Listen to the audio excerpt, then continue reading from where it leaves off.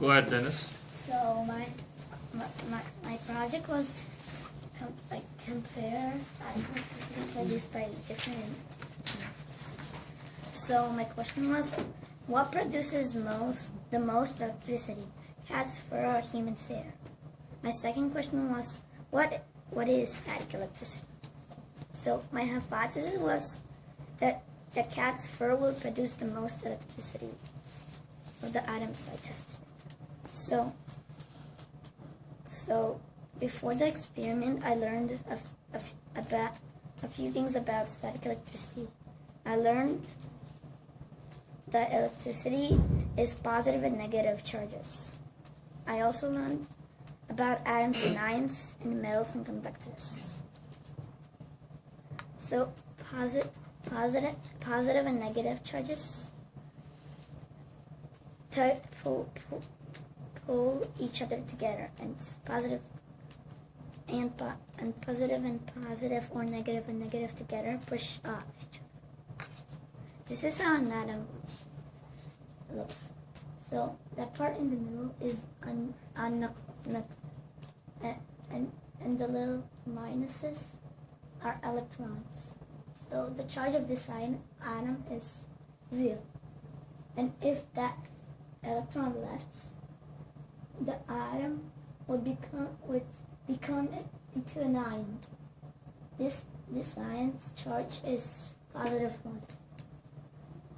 And the electron that left is now called a free electron, which charge is negative 1.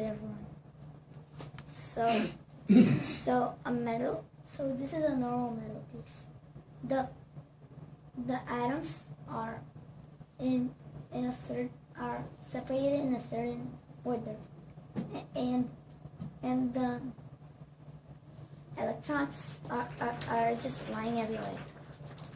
So when you put a positive charged atom near the piece of metal, the electrons come to the positive, are pulled to the positive charge, to the charged atom, and one side of the metal becomes negative charged and the other one positive charged. That effect is also used on the electroscope. So the electroscope at first has 3 atoms. But when you put a charged atom next to the electroscope, the negative charges come to the charged atom, and the positive charges are left in the inflow strips, and they push off each other. The more positive charge there is on the charged atom, the more electrons are pulled to the positive charge, and the more the inflow strips separated. So now we have to measure the distance between the inflow strips. So the materials we used is a tripod, a wire, 2 aluminum inflow strips, a cat, 2 volunteers with blonde and dark hair, a wool sweater, a plastic TV remote, and a ruler. So this is the electroscope ready for the experiment. First we get a test subject to cover it. Then we rub a remote against it. Then we bring the remote to the measuring tip of the electroscope and touch it so the charge from the remote can go on the electroscope. Now we measure the distance between the strips. So this was we did 3 trials to make sure we had the correct average. So our average was cat's fur 10.2, dark hair 8.0, blonde hair 3.0, and wool jacket 9.2. So this is our conclusion. Our experiment proved that our hypothesis was correct. That means cat's fur does produce the most electricity.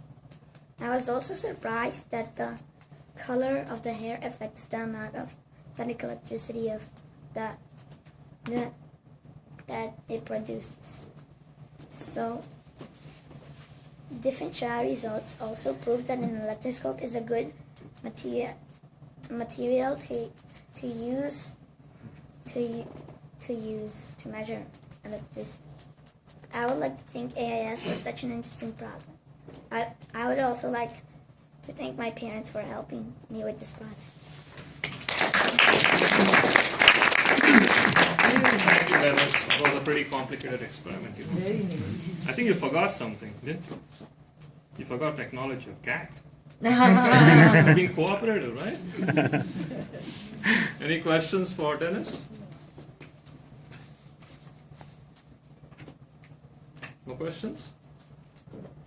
So why do you think cat's fur is the best material for producing static electricity? Any idea? Or? Like, I kind of want to pet my cat. It normally produces a spark. So, not so normal. Is the cat's name Sparky? Okay, now let's move on. Thank you, Dennis.